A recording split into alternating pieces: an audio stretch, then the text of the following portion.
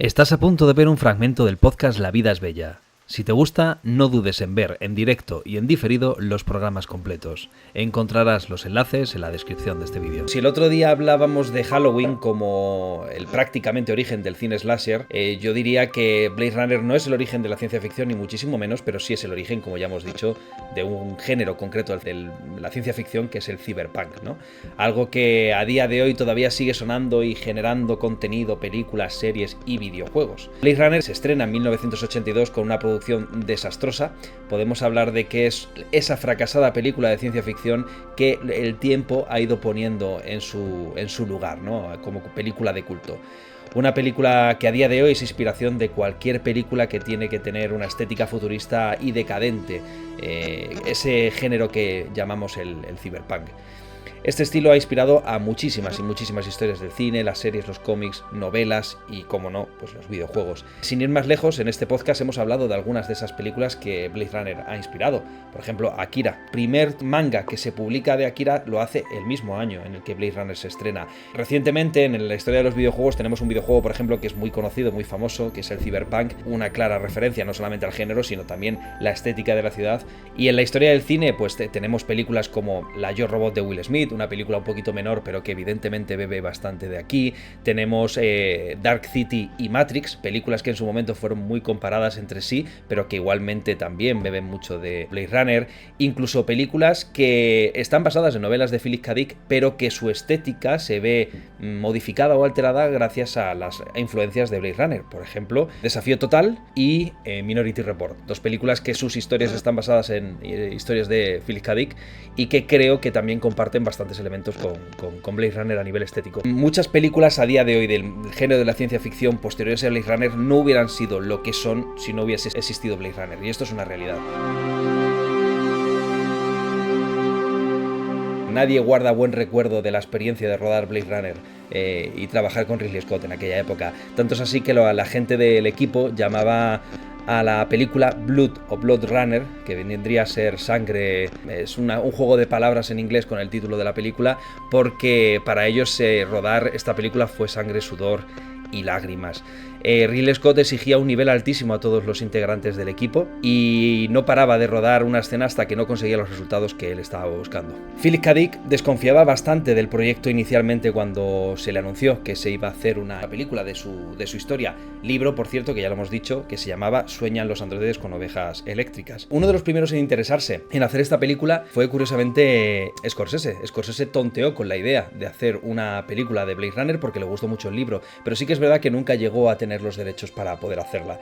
Y Robert Jaffe fue el primer guionista y productor que escribió un guión de Blade Runner y se lo presentó aquí a Philip K. Dick, el cual odió esta versión y de hecho le mandó literalmente a la mierda y le dijo que no le volviese a hablar nunca más porque lo que había escrito era deleznable. Pasaron los años y por fin Hampton Fancher, a finales de los 70, fue quien escribió el guión que llevaría a Ridley Scott a la pantalla.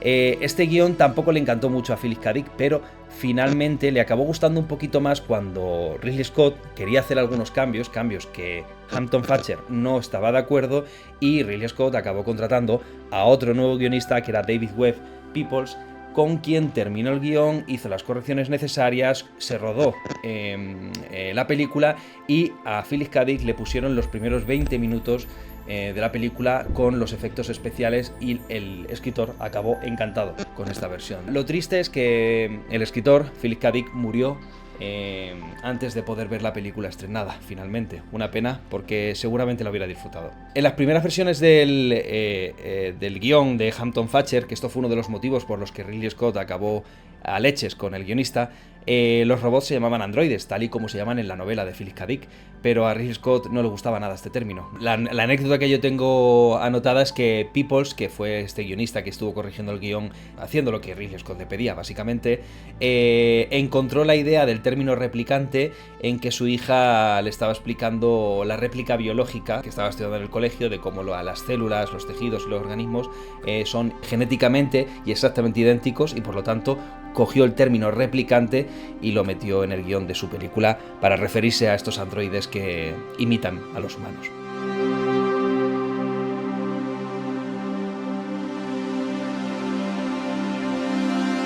Es una película que para su época, que tuvo 35 millones de dólares de presupuesto finales, porque sí que es verdad que inició teniendo unos 15, 17 millones de dólares, era un presupuesto bastante pequeñito para algunas películas de ciencia ficción de la época. No es una película de serie B, ni muchísimo menos, pero tampoco era una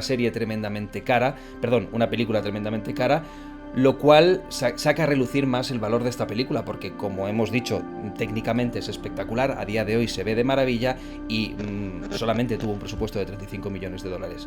A mí me gustaría destacar en el apartado técnico el trabajo de Jordan Cronenweth, que es el director de fotografía, no sé si digo bien su nombre, que para mí es el verdadero responsable de haber creado la estética de esta película. Sí que es cierto que evidentemente Ridley Scott ahí estaba y haciendo sus indicaciones de director.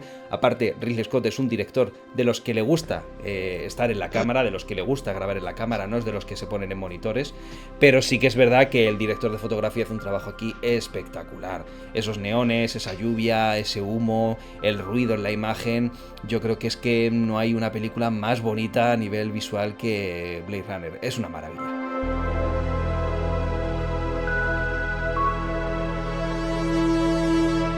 Y luego en cuanto a los actores, pues evidentemente lo que ya sabemos, pues Harrison Ford. Si hay una descripción de estrella de Hollywood, ese es Harrison Ford. Un tipo que además estaba en el mejor momento de su carrera, venía de hacer Star Wars, venía de hacer Indiana Jones, buscaba un papel dramático y ahí estaba en Blade Runner, cogiendo el papel de Deckard, ¿no? Quizás por culpa de precisamente que venía de hacer Star Wars y de que venía de hacer Indiana Jones, esta película no funcionó tan bien en el público americano, porque la gente vio que al protagonizarla Harrison Ford, pues esperaban un Han Solo o un Indy, un personaje carismático, simpaticón, con toques de comedia, con toques aventureros, familiares, y se encontraron con un personaje totalmente diferente. Y quizás por eso no llegó a funcionar tan bien en su momento en taquilla. Por otro lado tenemos a Rutger Hauer. Para mí este hombre es el que se lleva la película de calle, principalmente por la escena final. La película de su carrera, sin lugar a dudas, su mejor interpretación. Este actor lo hemos visto en infinidad de películas de serie B posteriormente. Tiene una carrera extensísima, ha hecho un montón de películas, pero se salvan muy poquitas, la verdad.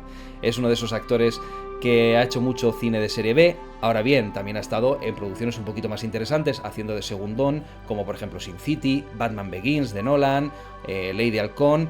Y luego de las pelis de serie B que ha hecho en los últimos años, a mí me gustaría recomendar una que, si no recuerdo mal, se llamaba Hobo with a Shotgun, que creo que se traduce algo así como El vagabundo con escopeta, que es una película muy divertida, con el de protagonista. Es una de esas de serie B gamberras. Por otro lado, en el reparto, pues Daryl Hannah, que, bueno, un personaje interesante, aunque creo que tampoco como para lucirse como actriz Daryl Hannah, yo diría que evidentemente a Daryl Hannah pues la hemos visto en Wall Street, en Splash o incluso en Kill Bill, donde hace de la del parche en el ojo, la enfermera. Y evidentemente donde ya voy a terminar este repaso por la ficha técnica es en la banda sonora, con ese Vangelis, ese compositor que ha compuesto bandas sonoras de otras películas como por ejemplo la de Carros de Fuego, mitiquísima también donde las haya, pero es que creo que el trabajo que hace aquí en Blade Runner es espectacular. Y como ya ha adelantado antes Javi, efectivamente él componía la banda sonora a medida que iba, digamos, viendo la película, casi en tiempo real, sin partitura, lo que le inspiraba lo que estaba viendo en pantalla. Y es que ese sintetizador, esos sonidos que más que música son casi un personaje más de la película, sin duda nos transportan a esa Los Ángeles futurista y decadente de Blade Runner. Un trabajo espectacular. Todos esos momentos se perderán en el tiempo como lágrimas en la lluvia.